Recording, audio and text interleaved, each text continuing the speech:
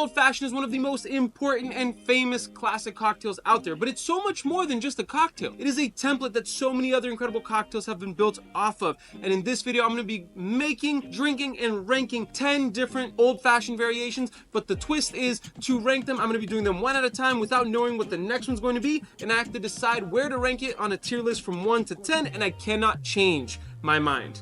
So let's get right into it. So what is an Old Fashioned? An Old Fashioned is a classic recipe, but also a classic template for cocktails. A big part of it is like 2 ounces of a main spirit, usually a whiskey or something along those lines, some sort of sugar in a small quantity, some bitters or spice, a little bit of citrus, but truthfully only like orange or citrus peels. Sometimes you can get them through like orange bitters or something like that. And there is a clear thread that kind of runs through those templates. There are a lot of different variations on that. The classic Old Fashioned is one of the first ones we're gonna rank. So let's get right into it. Let's make the most classic version of an Old Fashioned a classic Old Fashioned.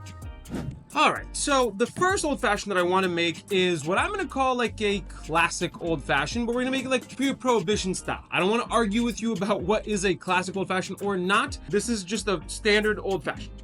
So the first thing we're going to do is 1 sugar cube into our mixing glass.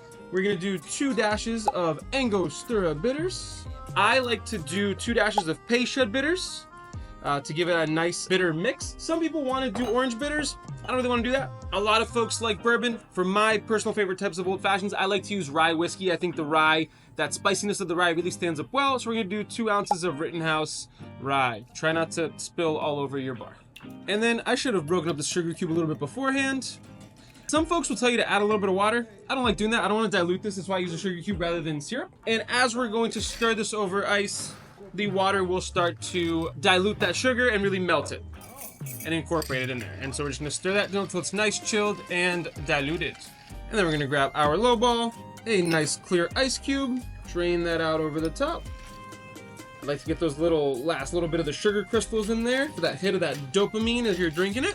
Then we're gonna grab an orange and do an orange peel, which we're going to express over the top. Express that there. Probably could have gotten a better orange than this one. And there we have what I consider to be like a classic style Old Fashioned. Pre-prohibition. It's a classic for a reason. It's the reason why this is the template for so many other cocktails. I'm gonna rank this one right in the middle because I think that there's definitely people who have improved upon this and people who have made worse versions of this. And I think that this one, we'll put it at number 5 out of all of the ones here. It'll give me some room on both sides. So cheers, an Old Fashioned, classic Old Fashioned. Let's make an old school cocktail that was one of the earlier riffs of an Old Fashioned, the Monte Carlo. Monte Carlo. I love this one as well because it uses, again, one of my favorite whiskeys on the planet, Rittenhouse rye. But this one's fun because instead of like regular sugar, we're actually gonna use Benedictine as the sweetener of this cocktail. So we're gonna do a 1/2 ounce of Benedictine, which is a French herbal liqueur. It's a little sweet, it's very herbal, very tasty. We're then gonna do 2 ounces of Rittenhouse rye, 2 dashes of our handy dandy Angostura bitters, and that's it. And then we're gonna stir this down until it's nice, chilled, and diluted. So even though this doesn't use sugar, it still has all of the same elements. You're just kind of playing with that same template with the Benedictine swapping in for the sugar. Similar vibe, we're gonna grab our low ball, a large cube, and strain this one out. And this one we're going to express the lemon peel rather than an orange peel for our citrus element for the cocktail. Express that there, ba-da-da-da-da. And there we have a Monte Carlo. Oh man, that's so good. I love that. I love the herbal quality from the Benedictine. I love how strong the Rittenhouse is. It really stands up well to it. It doesn't feel out of balance or out of whack. The lemon peel, it may seem like a simple thing, but it really transformed this cocktail. Now, ranking it is going to be tough because I don't want to waste all of the higher up spots because we have some awesome other cocktails coming down for this video. I think I might have to rank this one at 6th. It's still very good. I think it's really nice. It's simple. I'm gonna go with 6th on this one. 6th place. Really tasty though. Let's make an incredible low ABV, Old Fashioned variation, the Chrysanthemum. Chrysanthemum. Hard word to say. low and no ABV cocktails have really become super popular, and this is an incredible low ABV old fashioned that I'm really excited to showcase with you. Plus, it uses Benedictine and I don't have to put it away yet. So we're just gonna go with that, and then we'll go with this. So we're gonna do a ½ ounce of Benedictine in here. It's still gonna have that same vibe of the sugar element for this cocktail, the sweet element for this cocktail, I should say. We're gonna do 2½ ounces of Dolan Dry Vermouth. So this will be the base spirit. So this is why it's a little bit lower in ABV. So 2½ ounces of this. And Dolan Dry is, if I'm not mistaken, it's not that high. It's 17.5% alcohol. I mean, it's a wine, right? So it makes sense. So 17.5% ABV. And then lastly, we're gonna do, it calls for a teaspoon. I'm gonna do a bar spoon of absinthe. We're just gonna use the dropper. So we have 1 bar spoon of absinthe. It says to use Pernod. I don't have Pernod. I have St. George's Absinthe Vert, so we're gonna go with that. And then we're gonna add some ice. Lots of icy ice. And then this one, rather than doing it in a low ball, we're going to strain it out into a nice chilled coupe glass.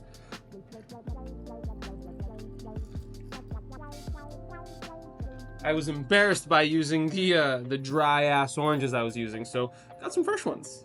Those are from service from last night. Should have just thrown them out. And we're gonna express 1 orange peel over the top.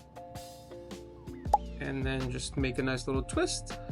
And there we have the Chrysanthemum. It's a hard word to say. Whoa, that's funky.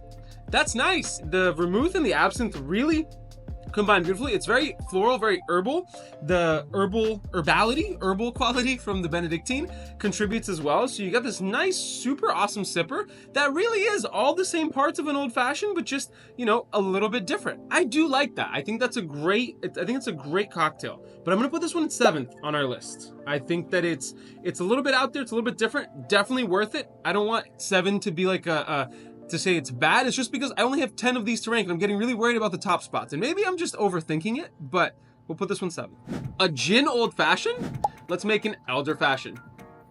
All right, while we're still talking about some funky ones, this one's super interesting to me. So let's grab our mixing glass. And we're gonna do a ½ ounce of bartender's ketchup, or Saint Germain, which is an elderflower liqueur. It's called bartender's ketchup because for a period of time, every bartender was putting this on everything basically, but for like good reason. Saint Germain is absolutely delightful. Now, it also calls for 2 ounces of Plymouth gin. I don't have any Plymouth gin right now, and I know Plymouth is kind of its own characteristics and kind of has its own vibe, but I'm gonna use St. George's Terroir gin. I think it's got enough of that piney flavor, but also some really incredible terroir, which I think is gonna be great in this style of cocktail. So we'll do 2 ounces of St. George's Terroir. If you have Plymouth gin, go with that. And then this one calls for 2 ounces of orange bitters. We're gonna use 2 ounces of Reagan's orange bitters. Reagan? I don't know, I'm pretty sure it's Reagan. I don't know, I'm not sure about anything, really, about life anymore. All around me are familiar faces. Oh, that was a little dark, huh? And then let's stir this down until it's nice, chilled, and diluted. Woo! All right, grab our low ball. A nice clear cube, which, there you go. Oh, that was weird. And now let's pour this out. And to finish this one off, our citrus is going to be a grapefruit peel. And then let's put that right in there. And there we have the elder fashion. Yo, that's wild. That's so fucking good. I think that St. George Terroir was a good choice. I never expected a gin old fashioned to be this good. I'm gonna have to, I might regret this. Okay? But I'm gonna put this at 4 out of the 10 that we're gonna make. Do I put this at 3 or 4? Let's go with 4. I'll be safe, that's unfortunate. We'll go 4 on this one. This is, tasty. I'm starting to think that I played it a wee bit safe, and I'm like, I know the middle ones are all taken up, and I either have, I'm gonna tell you they're really awesome or really bad, and I feel bad, but let's keep going. This next one comes from one of my favorite cocktail books of all time regarding cocktails by Sasha Petrosky, and this one is a really great one. So the first one we're gonna do is a cube of brown sugar, and then it says for 2 to 4 dashes of orange bitter, so we're just gonna do 3 to split it right in the middle. That was kind of 4, we'll go with 4. Now it says to do a splash of club soda. I hate doing this, but I'm gonna do a little bit just I think this brown sugar is a little too compact. Just the tiniest little dash, there we go, because that's gonna help dilute the brown sugar. And we're gonna use a little muddler here to just kind of Yeah, there we go. Now, it says to do bonded Applejack. And luckily I have this incredible bottle of this old school Laird's straight Applejack. I got this as a gift from one of my distributors, Dave, who's incredible. I love this. I haven't used it too much. I try not to keep this out so that my bartenders don't use it. We have another bottle of Laird's because this one is very tasty. So we'll do an ounce of this classic Applejack here, which is an apple brandy, which is what it calls for, so meh. And then an ounce of rye whiskey, and I'm gonna do Redwood Empire's Emerald Giant, which I really do enjoy it. It's a 45% ABV, so not quite the 50 from the Rittenhouse, but I really do enjoy this rye whiskey. And then we're gonna add our cubes, and stir this down until it's nice, chilled, and diluted. We're gonna grab our lowball, a large cube, and then strain this out. Of course, we need a citrus element, so we're gonna do an orange peel for this one and express that over the top. Whoop. And there we have the American Trilogy. Fuck. That's good. Really complex, a lot going on in terms of the flavor. That brown sugar is super prominent in flavor. I think maybe a Demerara cube might have been a little bit better, but I think that it does give that nice little sweetness. But then again, like the brown sugar is nice. It's got a very characteristically like kind of molassesy flavor. This is one of those times where I think I shot myself in the foot, but we're gonna have to, I might have to put this one, at 8, which is unfortunate because I actually really do like this cocktail. So the American Trilogy, 8. Let's make a super simple and incredible tequila cocktail, the Seaway. So we're first gonna do a 1/4 ounce of dry curacao. This is Pierre Fran's curacao. I just put it in cheaters to make it easier for me at the bar. And then we're gonna do 2 ounces of an incredible Reposado tequila. I'm using Don Fulano Reposado. I really want this to stand up beautifully well in this cocktail. And then 3 dashes of orange bitters. Ice that bad boy up or down. Ice that bad boy down. Ice the bad boy up and stir it down. There we go. Now let's grab another lowball, a large clear cube, and let's strain this out. But we're not quite done. This is where it gets real funky. We are going to float just a little bit of Isla whiskey, which is usually very peaty. It's a Scotch, over the top. That is delightful, that Lagavulin. Let's just do a little bit right over the top. You can measure it if you want. Measure it with your heart, really. However much you like. And then we're going to stir that just one more time. And because we did the orange bitters, we don't need to finish it with the citrus. And so there we have the Seaway. God damn it, that is so goddamn good. Oh my gosh. I'm sorry, that one has to go to number 1 for me. That's number 1. That is, the Seaway is the number 1 old-fashioned riff. That's awesome. I'm gonna lock that in. I might regret that, but I'm gonna lock that in. That is outstanding. The tequila stands up really beautifully. The dry curacao, another actually citrus element as well, helps with a tiny bit of sweetness, but not really. The orange bitters are there, and the Isla whiskey gives it that nice smoky, peaty flavor mixing with that agave forward aged notes. It's outstanding. This is such an incredible cocktail. I absolutely love it. Yeah, that's a number 1. That's number 1 for sure. A mezcal and bourbon old fashioned. Let's make a Zapato. We've kind of been through the whole spectrum of different flavors, but I'm really excited to make this one. So this one is gonna have a 1/2 ounce of bourbon. We're gonna use Old Granddad's Bottled in Bond. It's the 100 proof, so 50% ABV. We're then gonna do 1.5 ounces of mezcal. So we just had a smoky old fashioned from the Isla whiskey. Now we're gonna have a relatively smoky old fashioned because of the mezcal. This one calls for orgeat as the sweetener in this cocktail. We could do, it says 2 teaspoons. I'm just gonna do a 1/4 ounce of orgeat, which I have a recipe on my channel that you can check out right here. How to make it. Super easy, super simple. There's a long way and a short way. The short way is the one I have here. And then it calls for 1 dash of Angostura. And then it calls for 1 ounce, or sorry, 1 ounce, 1 dash of Fee Brothers chocolate bitters. I'm gonna do 1 ounce of mole bitters. I think it'll work well as well. And we're gonna ice this bad boy up. All right, I'll stop trying to make that a thing. Gretchen, stop trying to make fetch happen. It's not going to happen. And stir it down until it's nice, chilled, and diluted. Grab our lowball, grab a nice clear cube, and strain this one out. Oh, look at that. And this one's really cool because we should have to garnish it with a cinnamon stick, grated over the top to get some fresh cinnamon just for the nose, which I think is a great call, but also an orange peel for that citrus element. And express that there. And there we have the Zapatero.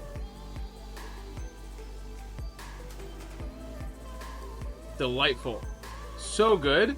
The mezcal and bourbon combination is beautiful. The orgeat gives it that nice nutty sweetness, which combines beautifully with both flavors, and also cuts some of that smoke from the mezcal, and it's just so tasty. The mole bitters and Angostura really provide a lot of those spices, and then the cinnamon on the nose just really adds quite a touch. Man, I'm rethinking that #1 spot for the Seaway, but since I can't change it, this one's going into #2. Let's make an incredible old-fashioned variation with some Applejack and Scotch whiskey, the North Garden. So now let's bring it back to some of the ingredients we've already used. We're gonna grab our mixing glass and we're going to do 1.5 ounces of our bottled and bond Applejack. So it calls for 3/4 of an ounce of Buffalo Trace, which I ran out, but we're gonna do the bottled and bond Old Grandad, which is 50% ABV, a little bit higher than the Buffalo Trace, but I think it'll work okay. So 3/4 of an ounce of that. And so this specifically calls for 1/4 of an ounce of Lafroig. I tried to find Lafroig before filming today, I could not. So we're gonna go back with our Lagavulin 8-year. We're gonna do 1/4 of an ounce of that right in there. This calls for a teaspoon, so we're gonna do 1 bar spoon of Demerara syrup, which is just, sugar in the raw syrup. So 1 bar spoon of that right in there. Nice. Nice, okay. And then 1 dashy dash of Angostura bitters. Add the rice and stir it down so it's nice, chilled, and diluted. And this one is not going to be served over a large cube. It's gonna be served in a chilled coupe glass. And now this one, it doesn't tell me to garnish with an orange peel or anything like that. So it kind of seems like it's missing the citrus element. So I'm gonna taste it. And if I need to, I'm gonna add the orange peel and see what I think. But there you have the North Garden. God damn it. That Isla Scotch with the bourbon and Applejack. Oh man. I am curious to see what an orange peel would do to this. I might be ruining it. And that might affect my final ranking of it, but I'm willing to take that risk. So let's go with that. Orange peel.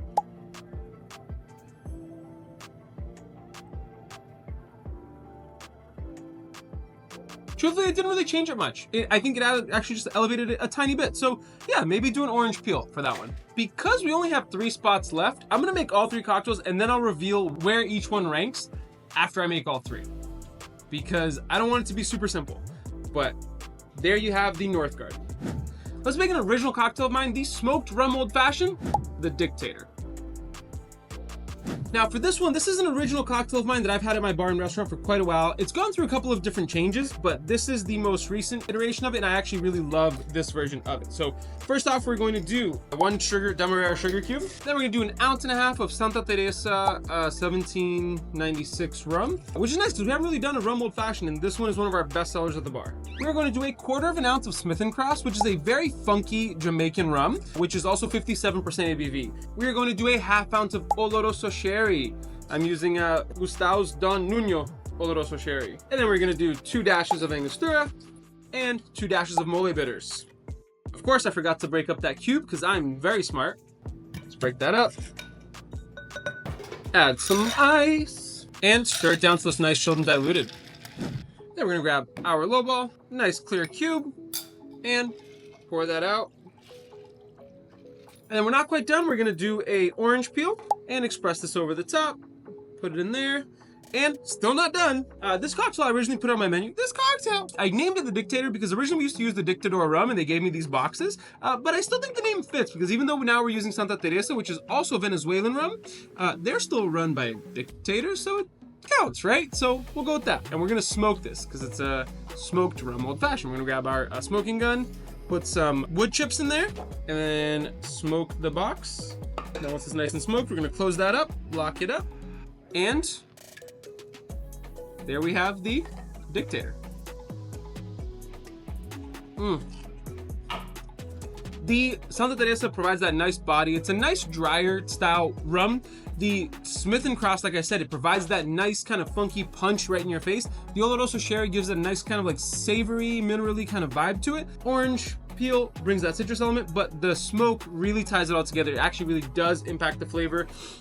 So tasty. We sell so many of these cocktails. I'm a big fan of it. Let's make an absolute staple of modern classic cocktails, the Oaxaca Old Fashioned. This is an incredibly popular cocktail, and let's just dive right into it. We're gonna do 1.5 ounces of Reposado tequila. The original recipe calls for El Tesoro Reposado. I ran out, so we're gonna use Don Fulano's Reposado, 1.5 ounces of this.